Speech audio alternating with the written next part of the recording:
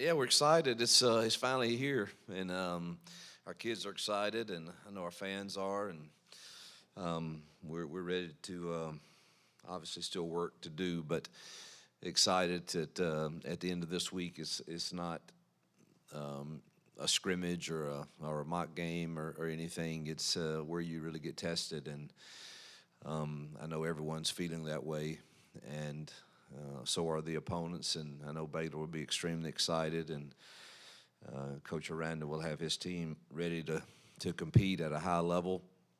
And just watching games from that kicked off in the early week, it's a reminder, a stark reminder that mistakes cost you in these games, and hopefully we can play as mistake free and clean on things that we do to ourselves in game one that give us the best chance to win against a very talented team. The returning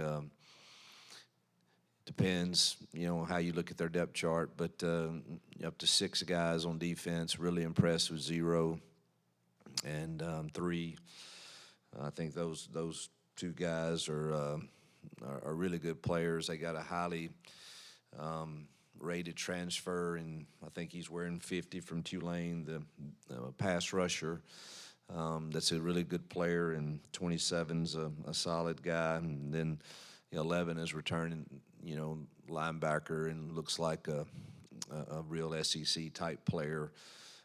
So defensively, Dave has always done a great job. I have great respect for him, and know that they present a lot of fronts, a lot of movement.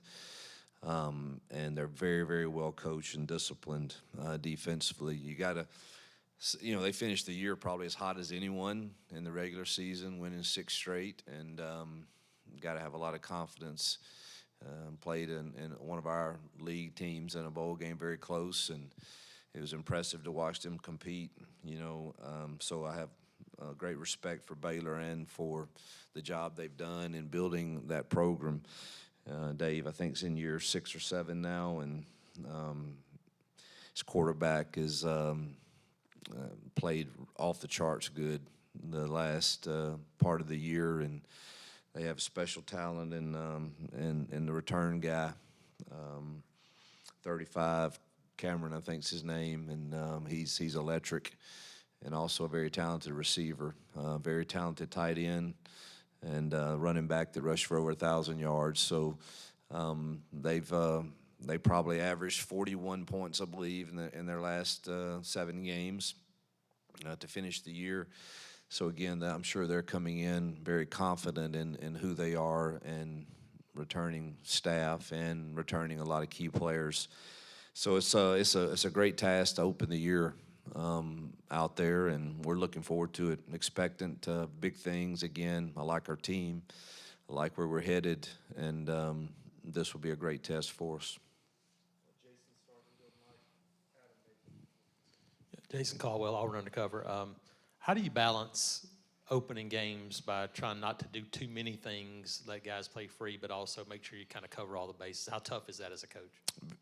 It's tough because you have too much time, and you'll have your mind set on this is what we should do, and then you watch another game or you watch another cut up, and you have 3 more ideas. Those ideas are worthless if your kids can't go out and execute it at a high level against different pitchers that you're going to see. And so I think, having done this a while, I'm very aware of that threat, and we have to balance that off of each other, saying, no, do we really, really need this? Because you can't get everything repped in practice, and you better rep the things that you think you're going to need to win the game over and over again against the different looks, and give your quarterback all of those looks. So, but that is hard for game one. It gets a little easier when you're in a normal week and you don't have much time. You're going to go with your gut and your first instinct usually in game planning. So that is a challenge in game one. Coach, you've been coaching your quarterbacks hard this fall camp. Can you talk about Jackson Arnold's preparedness for game one and where you feel he's at? Can you rate that? And then second part of the question, how do you prepare your team on a short week for game one when you've got a Friday game and you're traveling on the road? Yeah, I'll do that one first. That, again, being game one, it's not that you have time to plan. So we actually formulated, the last 2 weeks just like it was a Friday game. So we've been able to. It is a little different for sure, but you have to remind yourself that today's really a Tuesday, and you're not normally on that same schedule on the normal week where you're practicing hard on a Monday or a Sunday, but having it be the first game has helped with that. Jackson, I think, is progressing every practice, and I'm excited to see him go and compete in our mock game that we had. I thought his decision-making was really good. I wish he'd hang in the pocket a little more and go through his progressions, and we're working on that with him. But at the same time, he's an athlete that creates some things too when he does escape the pocket. And so you have to balance that as a coach, I think. But he made good decisions. We've got to make sure, again, that we're not doing too much where our receivers, we want them in the right spots at the right time, and making sure, because I think we're athletic enough there to win. Just be sure we're not making stuff up, on a given play because you think you see something, or just do what the play is designed to do. And I think we're good enough there to win and get open, and that will help our quarterbacks. It'll be interesting, how we protect in this game with all the different exotic blitzes that they have. We've got a good plan for that, I think. But Jackson is, I'm pleased with his progression. Also pleased with Deuce and Ashton. Deuce in the mock game the other night was 7 for 7 and looked like nothing fazed him.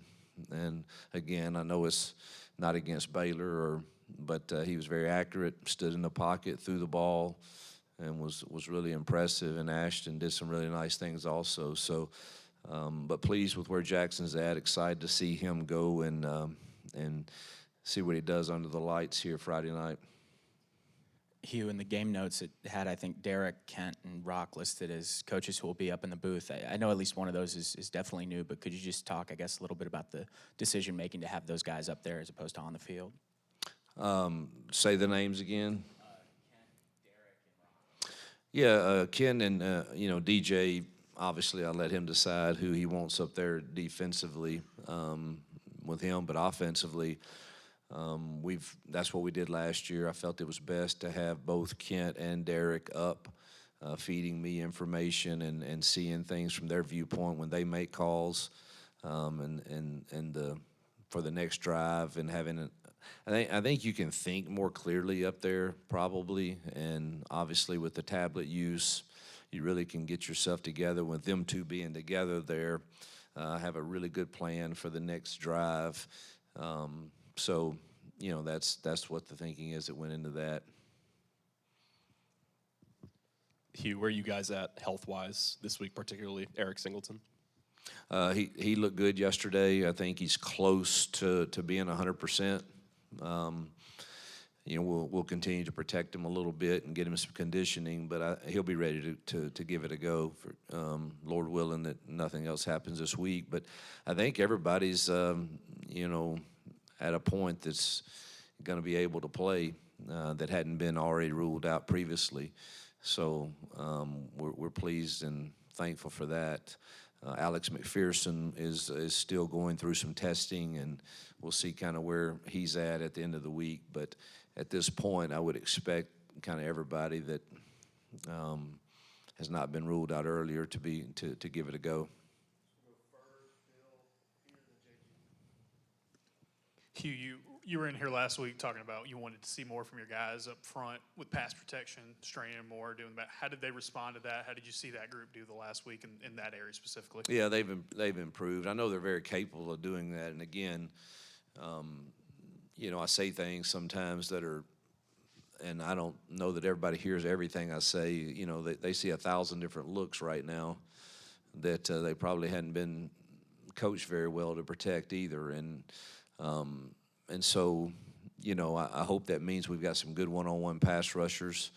And I think, you know, the thought behind that was I felt like we were losing too many one-on-ones in that. And Baylor certainly has guys that will test us. But I feel confident in who our guys are. And I think it helps when you get in a game and you're not playing yourself, and you would hope. But it doesn't matter who you play. If you stay in 3rd and long, you're going to be in trouble.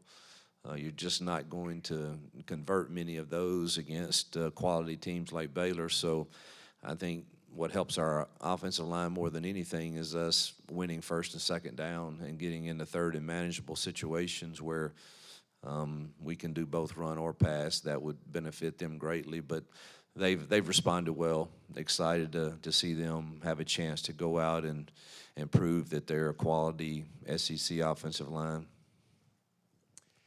You've got about 30 players or so listed on defense with oars. I mean, just talk about how you feel about that quality of depth that you have there on defense. My first thought was it's going to be a long introduction, you know, at Jordan Hare when we introduced our starters on defense. But the truth is that is really it. The strength of our defense is in its numbers, and we've got to continue to hopefully adapt that mantra in our mindset, that it's not about the quality the quantity of snaps that I play, is the quality that I produce when I get my chance. And I think that's really our strength is the numbers. And you know, we will play all of those guys, I suspect, on Friday night, and he has all camp. And he rotates them freely. Whoever goes out there, the first group, it's never a sure thing, and you've got to keep producing each day, and the competition has made them all better. You know, we'll see how these young kids do. We've got a lot of youth there that are going to play, and you got to see how they adjust to the game. And, you know, usually, you know, you're surprised by 1 or 2 guys that you're like, all right, he's better on Friday nights than he's shown, and that the others probably true too. You find out, all right, he's not quite ready. He's swimming a bit when the bullets are live, and it gets going pretty fast. So we'll learn a lot about ourselves, like everyone does in week 1. But I do expect DJ to play all those guys. If Alex is not able to go, what is the backup plan there? And then even if he is able to go, do you guys plan on using multiple kickers depending on the distance? That will be a discussion that Alex and I have on Friday. If he feels like he's able to participate, the next question will be, all right, let's be real on the, you know, how are you feeling on distance? And it may be pregame before we know that. So the answer is yes. We stand ready to use other kickers. I think Towns has had a solid camp, as has Gibbs. It's really close between those two as far as what they've graded out accuracy-wise. Towns would probably get the first opportunity there, and we believe in all 3 of those guys. Obviously, Alex is super talented and accurate. It's just a matter of, you know, what he feels like he's able to do, and then we'll go from there with Towns and Gibbs. Hey, it's JG with Auburn Sports, Auburn on 3. My question for you is, you've had a lot of first games. You've been coaching a while. Talk to me about the anxiety you have just kind of going into a first game of the season, even though you've been doing it a while. I mean, you probably don't know exactly how your team's going to perform and that kind of thing. You know, I'm not a real anxious person, but the more film you watch, like we've been up since practice has ended, watching more tape, and I did just say to them, I think I need to quit watching tape because the more I watch, the better they get in my mind. And you know, I know they're a really good team, but that does create in you some man. Let's go find out. And so I guess that is anxiousness. But I'm full of excitement of this team. I know I've been around enough to know when you have enough talent to win games, and we do, and we're not going to run from that. We're excited about it, and now we've got to go prove that. And I don't know what the results will be on any given game because, as you know, there's a lot of teams that can beat you on a given night if you don't play very well. So that part with some of new quarterbacks and a lot of young guys on defense and all of that, it's a question mark for you. But I'm excited to go see them play. I know they are. When I walked in the team room to talk about our theme this week, they were excited and ready. Y'all made the announcement this week about the Yellowwood thing on the field. How important is it these days for some people who can that probably wouldn't have ever liked the idea necessarily of doing some things like putting advertising on the field? How important is that in this era to have people willing to do that? Yeah, we couldn't function in today's climate without the quality of boosters and supporters that we have. It would be impossible, and we're blessed here at Auburn to have many great ones that have obviously stepped up and done new and new things that are a sign of the new climate. And so that's just another one, and we're very grateful that we have those people that are willing to do that time and time again. And I know they probably get tired of us always calling the same few, but we're very thankful here that we've got many great boosters that are helpful in a lot of ways. You, Brian Matthews, AuburnSports.com, on Three Rivals. How do you feel about the development of your pass rush throughout camp to now? If again, I've got a sample size that's huge, and you can't carry all of that into. I mean, if they could do everything that they've done every single day in a single game, it'd make you feel very, very great. But Baylor's going to dictate too, some of which we can or cannot do, But I like the athleticism of our edge. I like the physicality and push that our inside guys have gotten against us. And so I hope we see the same thing. I have every reason to feel good about that based on the samples that I've seen throughout camp. Coach, wanted to ask about Horatio Fields. What did you see that made him a priority in the portal? What have you seen this preseason, and what are you expecting this season out of Horatio? Number one, he's become the leader of that room, believe it or not. I mean, he's the father figure in that room, the old guy, and he speaks great wisdom to all of that room. And if you ask them today, we voted on captains yesterday, and he received quite a few votes, and that's pretty special for a receiver that's come in, and I just think that speaks volumes of who we saw in him as a person and as a leader for the young talent. Then you get him here, and well, on tape you saw length and you saw ball skills, but then you get him here and you see his route running, and you're like, man, we've hit on another one. This guy's a solid player and does a lot for us in being able to. His football IQ is really high, can learn different positions, allows us to go some different personnel groupings that he can handle.